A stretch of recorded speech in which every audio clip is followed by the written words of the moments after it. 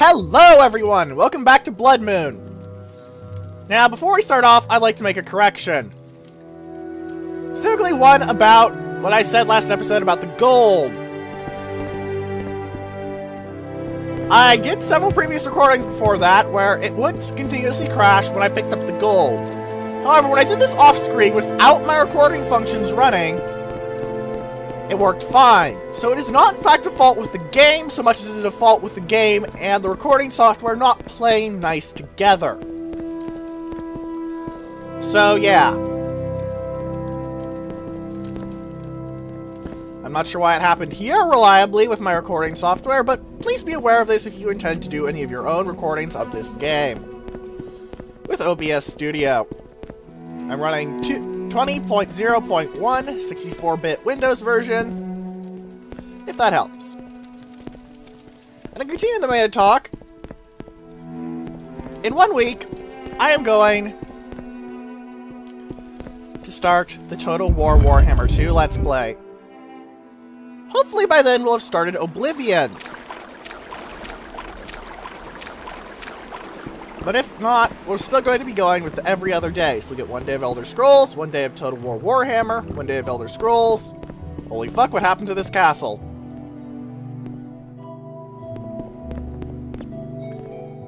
Where's the trebuchet or siege engine that did this? Yeah, it's been attacked! Something busted down a giant bit of the wall! And the well is busted! That gate is completely demolished. Right about you. Maybe you should go. Someone just decided to rip off this corner of the wall for some reason. What happened?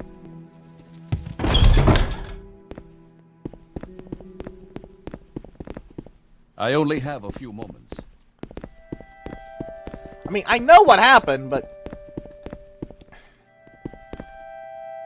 yeah.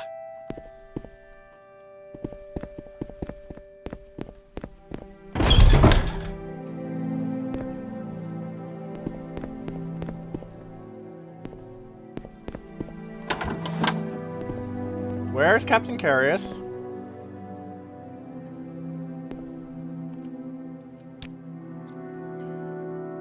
He's not in his rooms.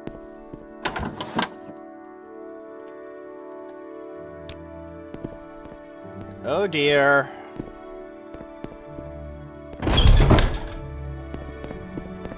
Oh dear.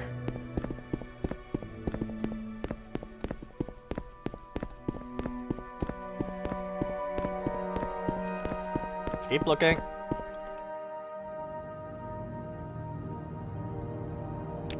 Find Artoria, she may know what to do. I only have a few moments.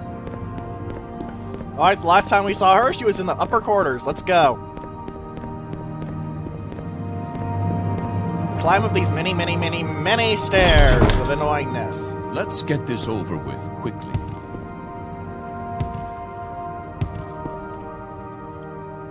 Those creatures took him during the battle. Someone has got to find the captain. Some kind of wolf creatures. Werewolves. Oh dear.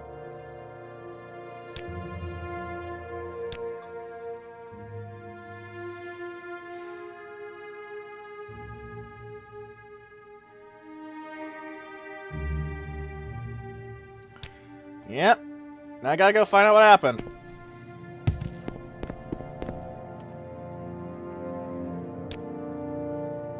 We won't be followed around anymore. Come on,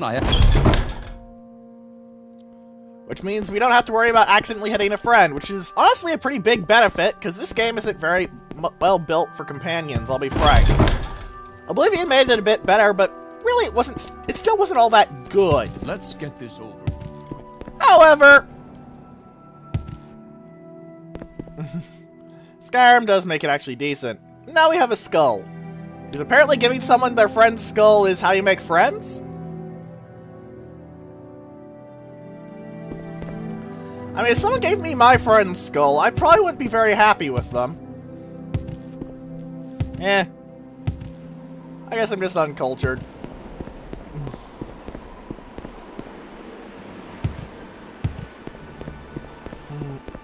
And now we have a walk. It's a fair few berserkers in the way, I believe, but Oh, it's a Thrice Haggard! Greater Bone Walker!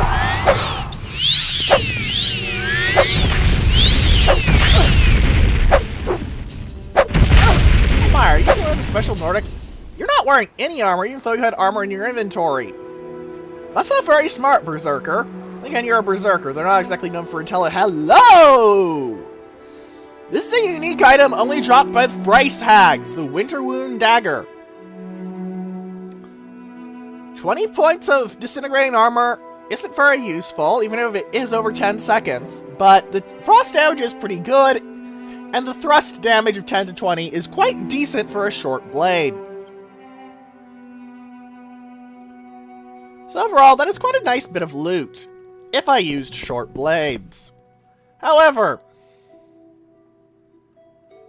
my short blade skill is 14.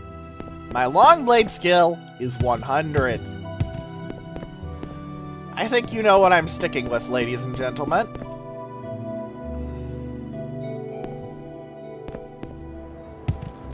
So let's keep going.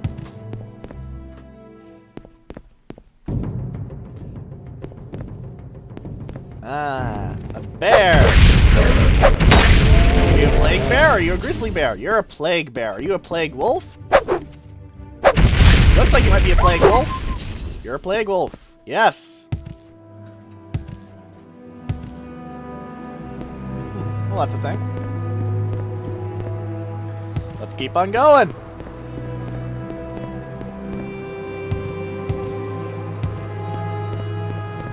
Oh, look, there's a hole in the side of the earth. Let's go in. Solvjord. Let's save. Solvjord.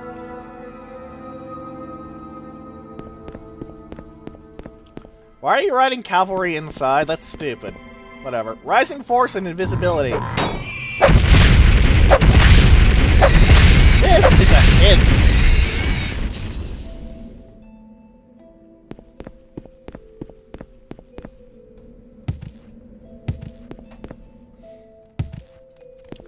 Another Reichling. I wish Reichlings ever carried good loot, but they don't. They really don't. Really, Solvjord is a very minor dungeon, from what I can recall. Ah, Nordic Silver Mace. That'd be very useful if I actually needed a weapon. So it would deal 10 to 40 damage against the most dangerous enemies in the area. The Werebeasts. Fun fact! In Daggerfall and Arena, there were werebears and wereboars along with werewolves. I always found that pretty cool. Werewolves are pretty standard procedure in most fiction, but wereboars and werebears are not very common. Quite a bit of gold in those sacks. Some armor, and some more armor. Like I said, this isn't a very major dungeon, but it's gold. Also, they were actually hints. As much as misleading hints. I mean, yeah, I could have used the quality potion to sneak by and grab all the loot, but why would I sneak when I can fight? In this game, at least. Good God, that is a lot of wolves.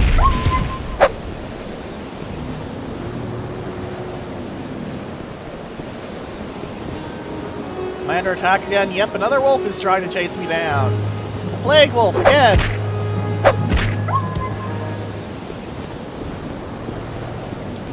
That worked out so very well for it.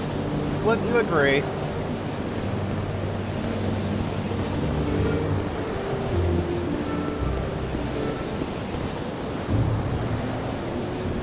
A wolf and a boar!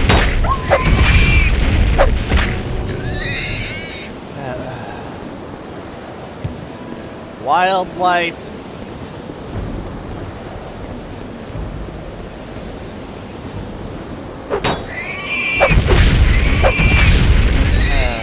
More wildlife. At least it's harder to kill than Guars and stuff, even if it's less creative than Guars and stuff. So yes, I've never seen anything really like the Guar and Alet in really any fiction. The only Alet I know of at all is from Egyptian mythology. He's supposed to eat the hearts of those who are deemed unworthy.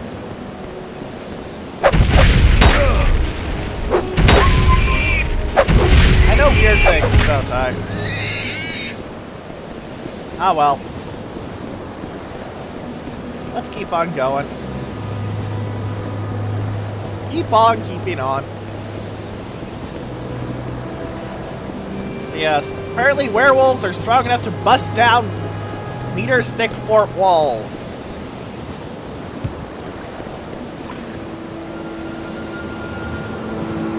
Also, ice is ethereal, apparently.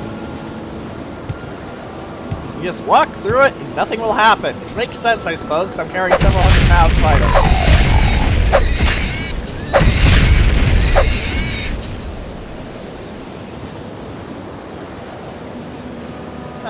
Wait, why do I have reduced... Oh my god, did the Bone Walker get off an attack?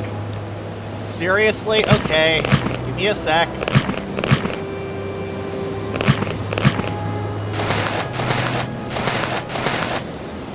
At least my intelligence is fine, so I haven't been made stupid by it. I've just been made clumsy and weak.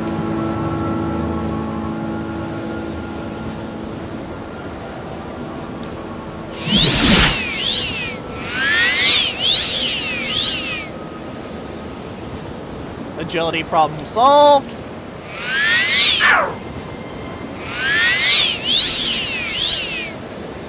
Strength problem solved. Alright. Fucking Bone Walkers.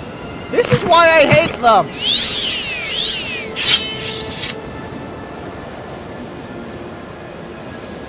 Really, everyone hates Bone Walkers. Like, I can't think of anyone who likes Bone Walkers in this game.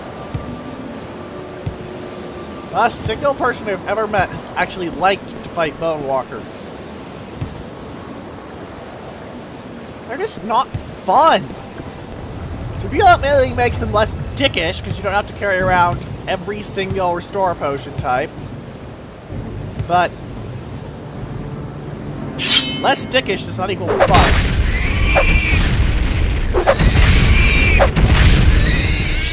Oh hey, a hole. Can I get in the hole? Leggy! Alright, let's save.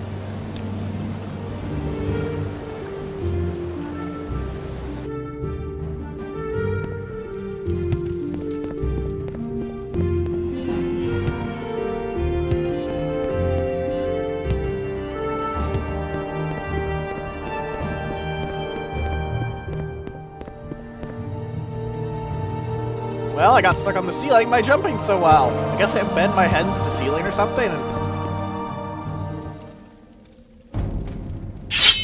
What if this was his pet wolf? Pet corpses. Or the wolf could have killed him. I'm just a big softie for thinking of the pet wolf theory. Eh. They're dead either way, I suppose. And so are either their pets or their killers, because they attacked me. And I'm not much one for mercy.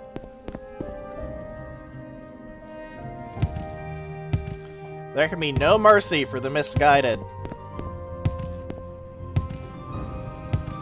Alright. Let's go the other route.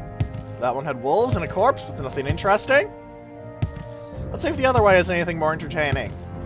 Those are bears and a corpse. Will this corpse is any more interesting? These probably weren't his pet bears.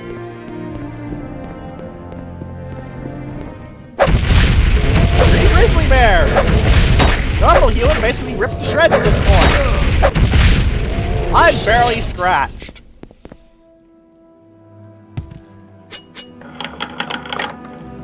Ooh, Armor's hammer. Gimme, gimme. I can always use more stuff to repair my equipment with. As you tend to go through it far faster than you would really think.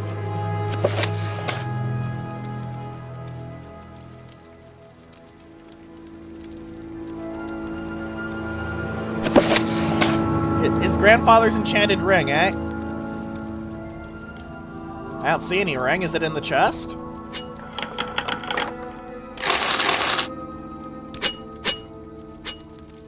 Maybe losing the ring is what caused the bears to be able to attack.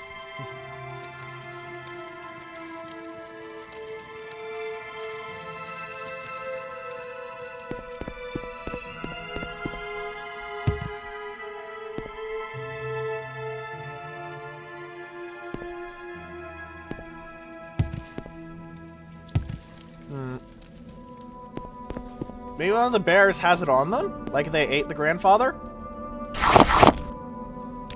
That's pretty stereotypical bear behavior, eating people. It is the Ring of Wizard's Fire! And some human flesh! Actually a very rare and hard to find item! Yeah, the Ring of Wizard's Fire is a pretty good offensive item, though. It's just not up to Soulstime standards, as these poor people found out. But human flesh is actually very hard to find. Even though you should really be able to just pull it out of anyone, but I guess they decided that would be a bit too grim for this game. You know? I suppose I can really understand that. Doesn't mean I'm not mildly annoyed, but eh.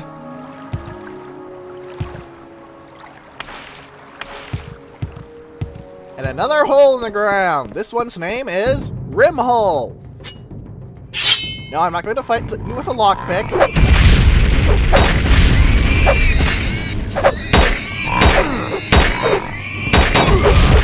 Ow!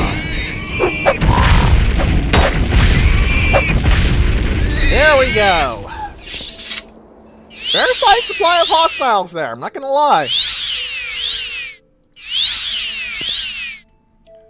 Alright, let's save Rimhole. Alright. No, my caps lock isn't on, so Rimhole. Sometimes the shift key is funky. Ah, Skeleton Berserker! These are a new type of undead introduced by, as you may guess by the name, Blood Moon. They'll always carry a Nordic silver weapon of some sort.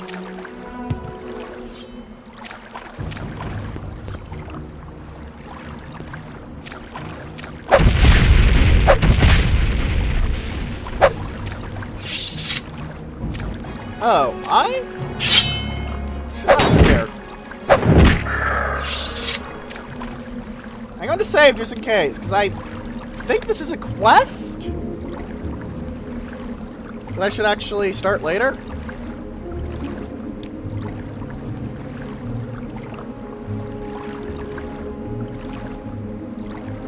Huh.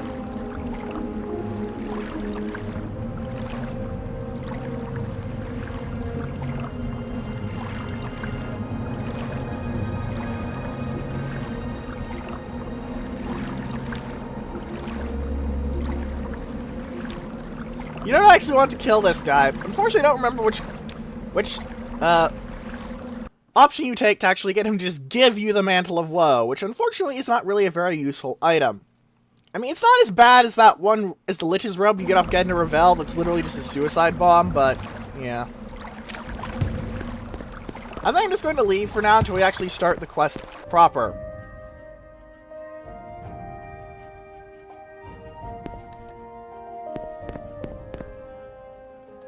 In fact, I think I'm going to repair my equipment, because my sword is at about... it's lost about a quarter of its durability, so, yeah. See, how much has it lost? Yeah, about a quarter. Little more, little less, but eh. Cover your ears.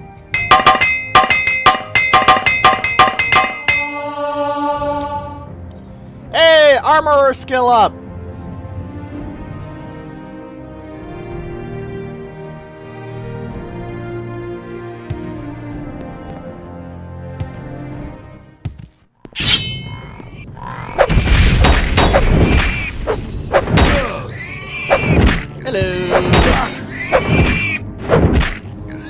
You know, if your ride lanes and the like are supposed to scare me, you're really bad at it. You know that, right?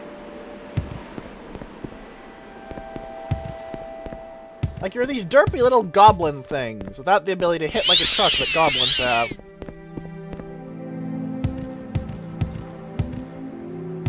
Ah, here we are, the Skull Village. I'm going to want to put down a mark here, because we're going to be coming here quite often, believe it or not.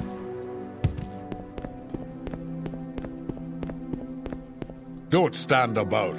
Also, the Skull Honor Guard entirely wear full sets of Nordic mail, so if you can get away with killing one of them... Come on then. Say something or Yeah. move on. We're going to want to mark here, because this is one of the main parts, like Raven Rock and Fort Frostmoth.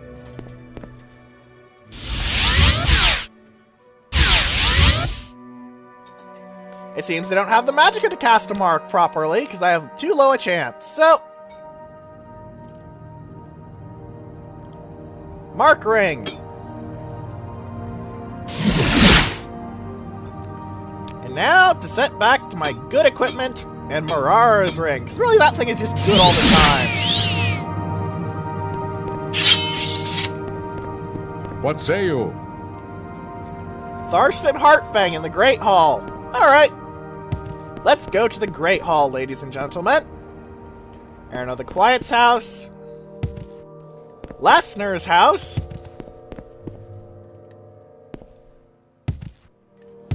But the obvious Great Hall is here.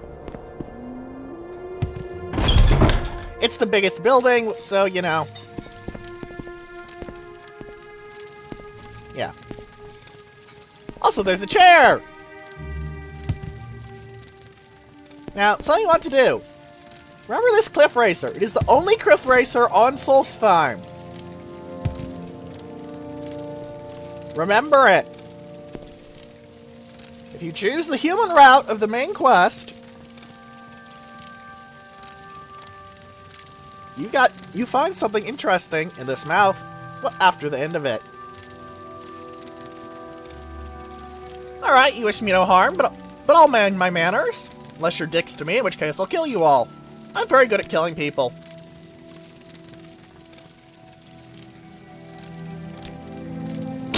I do like this though. Ooh.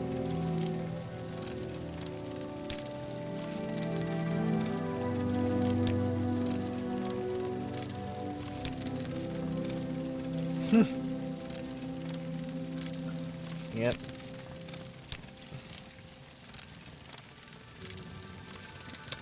Interesting. They no longer follow our ways, we've no quarrel with them. That's a good way to look at it.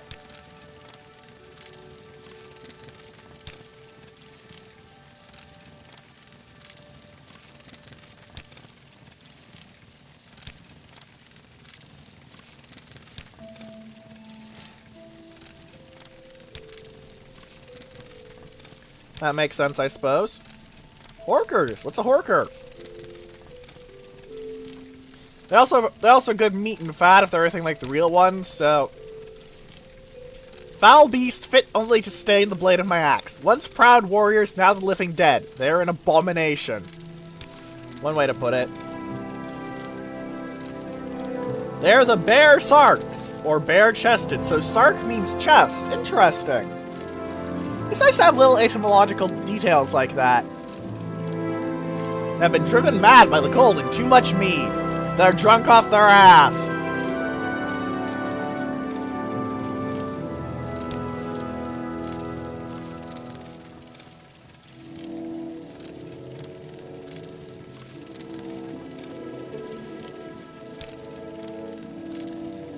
They need to learn to leave things as they are. Still, it is good you have turned it to the skull. Alright, what do you want me to do? They cut the trees and dig the earth. They are lazy. They are wasteful, lazy, and careless. They have no comprehension of the oneness of the island. It is the balance of our lands, the trees and the waters, wolf and bear. They have no respect for this balance, and we pay the price. Alright.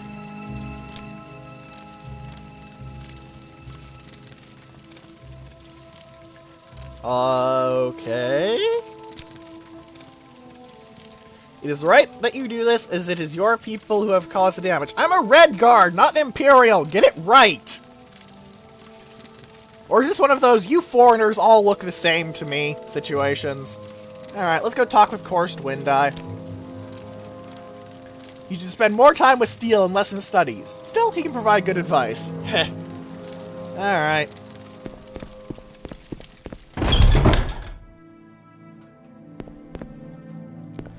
Let's go find the shaman's hut. Ingmar's house. Bronrod the Roarer's house. Rigmor's hut. I believe this is the smith. You like to walk a fine line, don't you?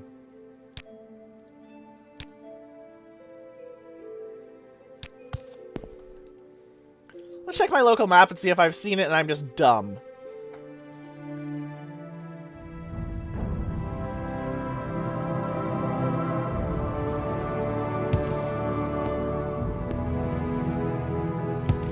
By the way, while there are some items lying around here, I would not advise you to take them.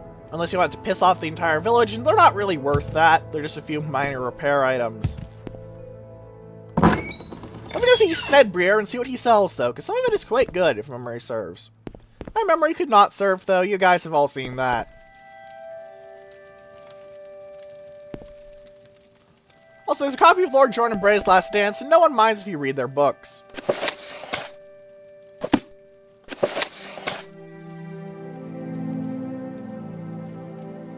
Remember this book.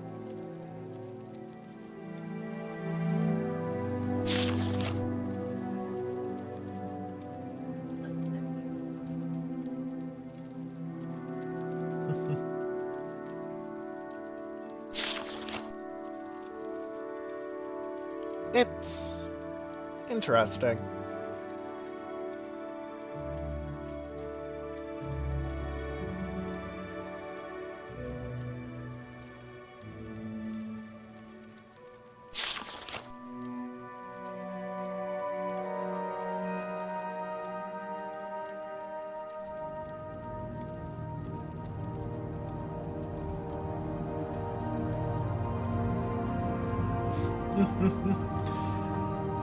The Spear of Bitter Mercy, eh?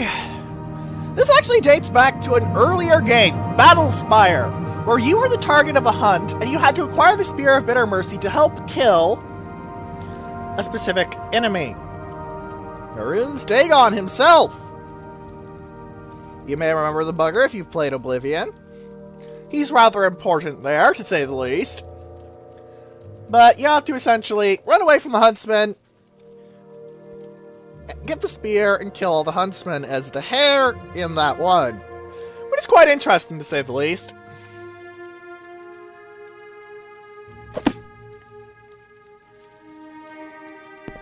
So, Snedbreer, what do you sell? Not much. Never mind, I forgot you were shit. I thought he was useful. I apologize, ladies and gentlemen. Who? What?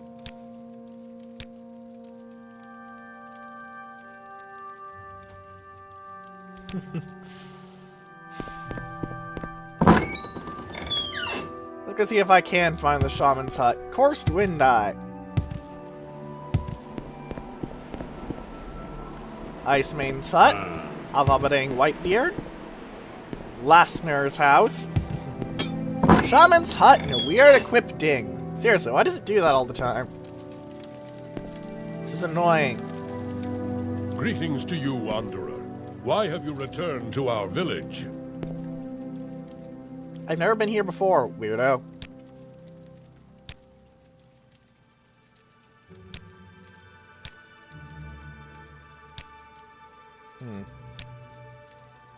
Ah! New information! Once they are warriors much like the Skull, trapped and hungry on this island, they feast on the flesh of their fallen comrades, which is a crime against nature. The Allmaker cursed them with undeath, forever doomed to walk the land in search of more of the flesh of man to consume. So yeah, if you cannibalize people, you turn to an undead horror that looks for more people to eat. Ain't this a nice place to live? The Jewel of Solstheim.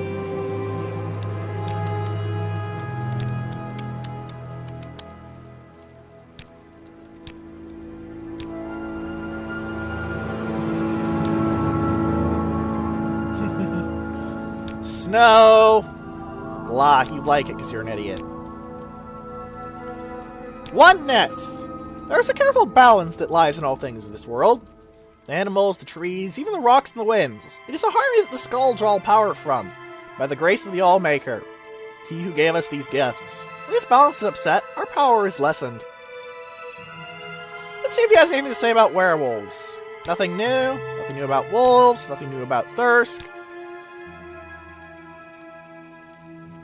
Our famous leader of our people. You'll find him in the Great Hall during most hours. He is the oldest of the Skull people, and his prowess in battle is legendary. He is quick to anger and quick to judge, so take care with him. That makes sense. Nothing new about the Spriggans. There's nothing really else to talk about, so let's talk about what we came here. Restore the power of the Skull because the of goes off screen. Ah, minor errors. Heartfang wishes for you to do this, does he? Then I will assist you. There is a ritual that must be completed. On Soul Slab, you will find 6 standing stones, each representing one of the 6 gifts of the All-Maker. Each of these stones, a ritual must be completed. Once the ritual of the gifts is complete, the oneness should be restored. You want to ask for ritual of the gifts, so yeah. Because otherwise you don't get a map. And the stones are not marked on the world map, which makes it an incredible nuisance, frankly. Seriously, gigantic pain in the ass. Trying to hunt stones without either a paper guide in the real world, which I don't have, but I will make a paper noise with a bit of paper that I'm using both as a cheat sheet for a certain puzzle later on. You'll know when you see it, because I am not musically adept, I'll say that much. And it is what I'm using to record all of the sermons on. Let's read the story. And use that to end the episode, shall we? If you're not interested in my reading, just close out the episode here, but if you are, Now, let's look at the map to see where the closest one is, the Skull Village, shall we? Before we actually read the story. While the story has incidents going in a certain order, well, the incidents are not actually required to do in that order. Which I find interesting, but So, the story of Avar Stonesinger.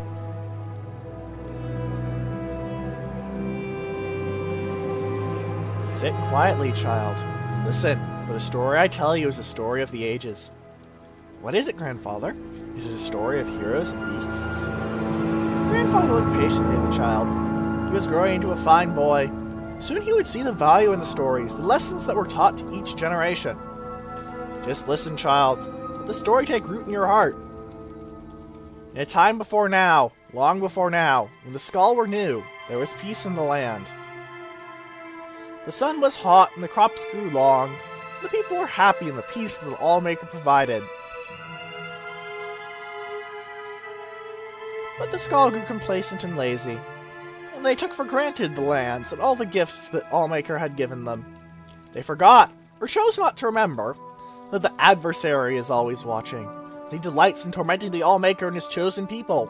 So it was that the adversary came to be among the Skull. The adversary has many aspects. He appears in the unholy beast and the incurable plague. At the end of seasons, we will know him as Thartag, the World Devourer. The World Devourer, eh? That sounds like a World Eater! You know, Aldurin Thuli Tido Gro Baklan. But in these ages, he came to be known as the Greedy Man. The Greedy Man, that is what we call him, for to speak his name would certainly bring ruin on the people, lived among the Skull for many months. Perhaps he was once just a man, but when the adversary entered into him, he became the Greedy Man, and that is how he is remembered.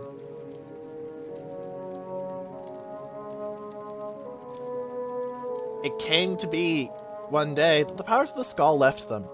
The strength left the arms of the warriors, and the shaman could no longer summon the beasts to their side. The elders thought that surely the All-Maker was displeased, and some suggested that the All-Maker had left them forever. It was then that the Greedy Man appeared to them and spoke. You of the Skull have grown fat and lazy. I have stolen the gifts of your All-Maker. I have stolen the oceans, so you will forever know thirst. I have stolen the lands and the trees and the sun, so your crops will wither and die. I have stolen the beasts, so you will grow hungry. I have stolen the winds, so you will live without the spirit of the Allmaker. And until one of you can reclaim these gifts, the skull will live in misery and despair. For I am the greedy man, and that is my nature. And the greedy man disappeared. The members of the skull spoke for many days and nights. They knew that one of them must retrieve the gifts of the Allmaker, but they could not decide who it should be. I cannot go, said the elder, for us must stay to lead the skull and tell our people what is the law. Us? What? What? Is this just really odd old grammar, or is there actually a typo here?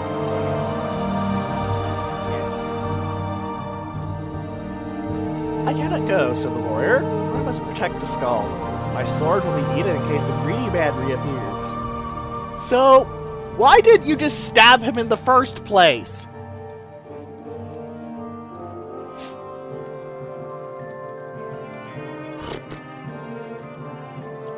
I cannot go, said the shaman, for the people need my wisdom. I must read the portents and offer my knowledge. It was then that a young man called Avar lifted his voice. He was strong of arm and fleet of foot, though he's not yet a warrior of the skull, meaning he was essentially a protagonist. After all, this is the tale of Avar, Stone Singer, so anyone with any sense of narrative can tell who's going to be important here. I will go, said Avar, and the skull laughed. Hear me out, the boy continued. I am not yet a warrior, so my sword will not be needed. I cannot read the portent, so the people will not seek my counsel. I am young, not yet wise in the ways of the law. I will retrieve the gifts of the Allmaker from the greedy man. If I cannot, I will not be missed. Well, what a cheerful young fellow he is! Say that if he dies, he won't be missed. Truly an ideal, I'm sure.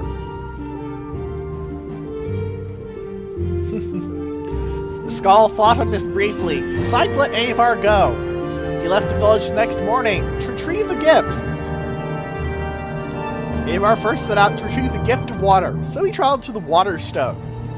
It was there the Allmaker first spoke to him.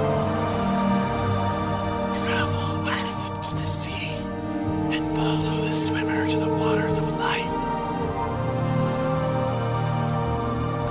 So Avar walked to the edge of the ocean, and there was the swimmer, a black horker, sent from the Allmaker. The swimmer dove into the waters and swam very far, and far again. Avar was strong, though, and he swam hard. He followed the swimmer to a cave, swimming deeper and deeper, his lungs burning and his limbs exhausted. At last, he found a pocket of air, and there, in the dark, he found the waters of life. Gathering his strength, he took the waters and swam back to the shore. Upon returning to the Waterstone, the Allmaker spoke. You have returned the gift of water to the skull.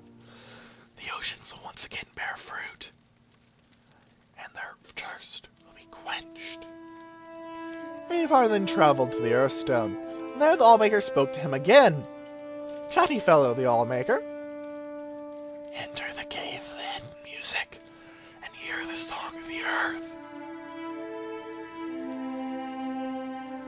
So Avar traveled north and east to the cave of the hidden music. He found himself in a large cavern where the rocks hung from the ceiling and grew from the ground itself. He listened there and heard the song of the earth, but it was faint. Grabbing up his mace, he struck the rocks of the floor in time with the song. The song grew louder until it filled the cavern in his heart. Then he returned to the Earthstone. The gift of the earth is with the skull again, said the Allmaker. The lands are rich again, and will bear life. Avar was tired as the sun burned him.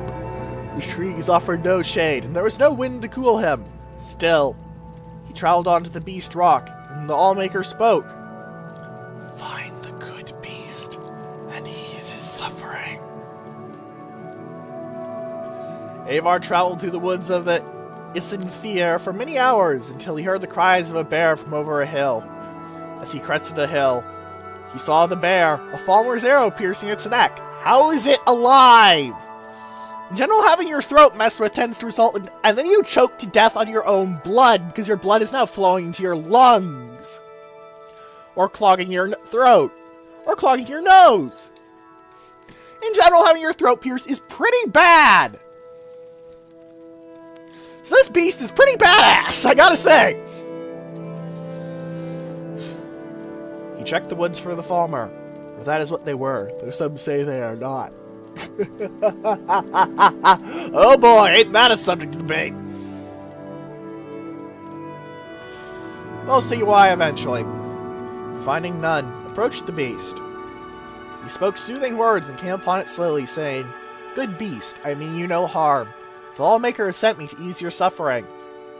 Hearing these words, the bear ceased his struggles and laid his head at Avar's feet. Avar grasped the arrow and pulled it from the beast's neck. No, you should break the arrow off. First break off the head so it doesn't go through and cause more internal damage, and then pull out the shaft.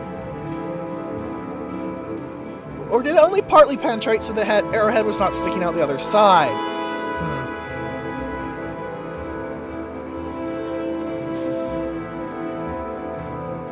It's an interesting question.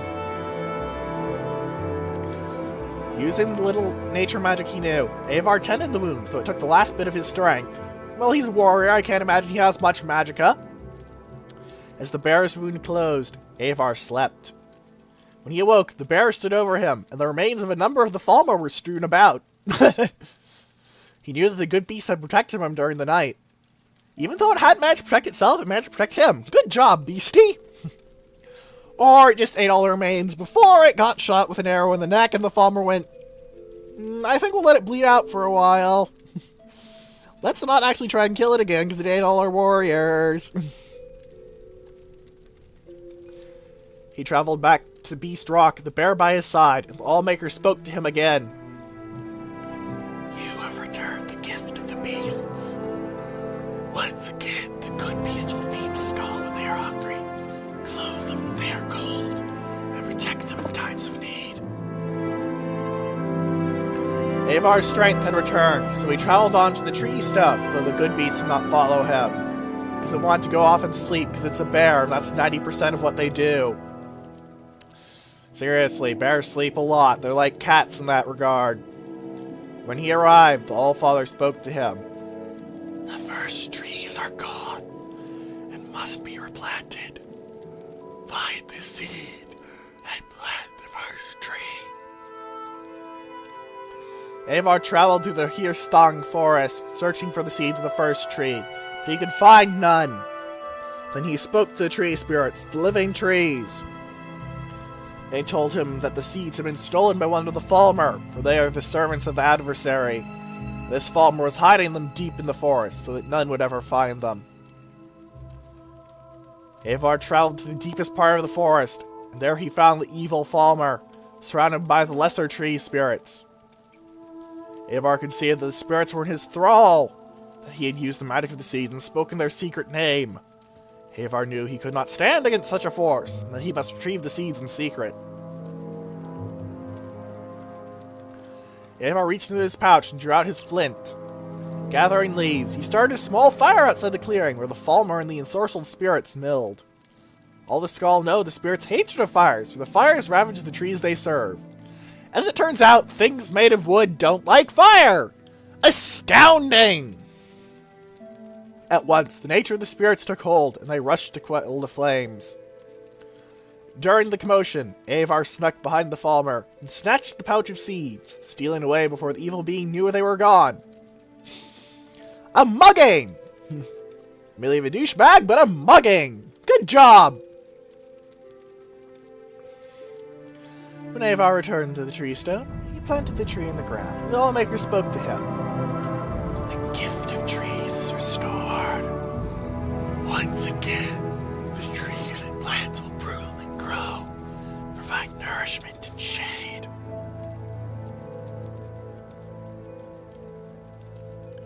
Avar was tired, for the sun would only burn, and the winds would not yet cool him, but he rested briefly in the shade of the trees. His legs were weary and his eyes heavy, but he continued on, traveling to the Sunstone. Again, the Allmaker spoke. The gentle warmth of the sun is stolen, so now it only burns. Free the sun from the halls of Penumbra. And so Avar walked west, over the frozen lands until he reached the halls of Penumbra. The air inside was thick and heavy, and he could see no farther than the end of his arm. Still, he felt his way along the walls, though he heard the shuffling of feet, and knew this place held the unholy beasts who would tear his flesh and eat his bones. For hours he crept along, until he saw a faint glow far at the end of the hall. There, from behind a sheet of perfect ice, came a glow so bright he had to shut his eyes, lest they be forever blinded. He plucked the flaming eye from one of the unholy beasts, and threw it at the ice with all his might. A small crack appeared in the ice, then grew larger. Slowly, the light crept out between the cracks, widening them, splitting the ice wall into pieces. With a deafening crack, the wall crumbled, and the light rushed over Avar and through the halls. He heard the shrieks of the unholy beasts as they were blinded and burned. He ran out of the halls, following the light, and collapsed on the ground outside. He was able to rise again. The sun again warmed him. He was glad for that. He traveled... Fucking hell.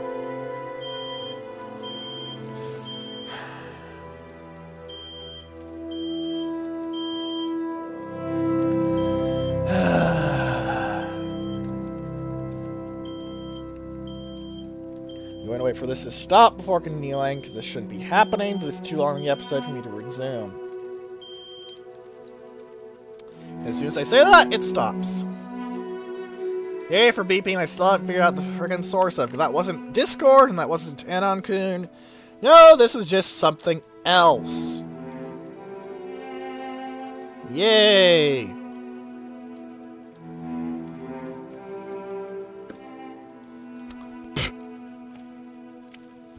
He traveled back to the Sunstone, where the Allmaker spoke to him. The gift of the sun is the skulls once again. It will warm them and give them light. Avar had one final gift he had to recover, the gift of the winds, so he traveled to the Windstone, far on the western coast of the island. When he arrived, the Allmaker spoke to him, giving him the final task. Find the greedy man and release the wind from its captivity.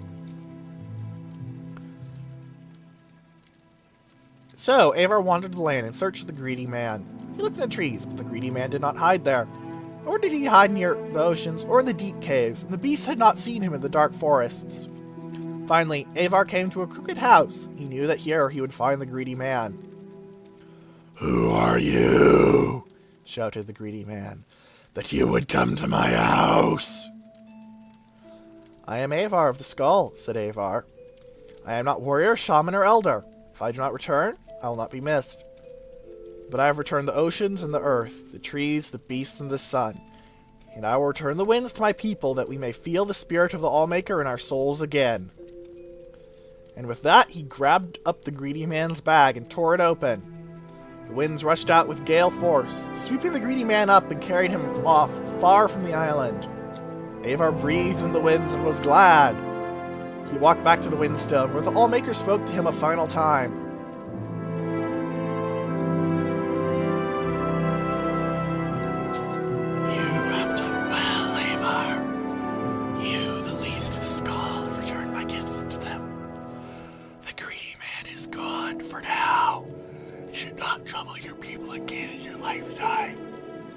Your Allmaker is pleased. Go now and live according to your nature. And Avar started back to the Skull Village. And then what happened, grandfather? What do you mean, child? He went home. No, when he returned to the village, the child continued. Was he made a warrior? Or taught the ways of the shaman? Did he lead the skull in battle? I do not know. That is where the story ends, said the grandfather. But that is not an ending. That is not how a story ends. Stories end. The old man laughed and got up from his chair. Is it not? I like the implication that the old man that they may be reading with here is in fact Avar Stonesinger himself. It's very interesting. It's something you don't really see too often. But we're going to leave off the episode here. Next time, we're actually going to be doing these trials and consulting this, because, well, the trials are similar to what they are in the book. They are not the same. Some of these differences are non-existent, like the one for the trial of the earth, and some of them are quite significant, like the one for the trial of the trees. So if you have any questions, comments, or suggestions, please leave them in the comment section below, or in the threads on space battles and sufficient velocity that are linked in the description. And for now, goodbye!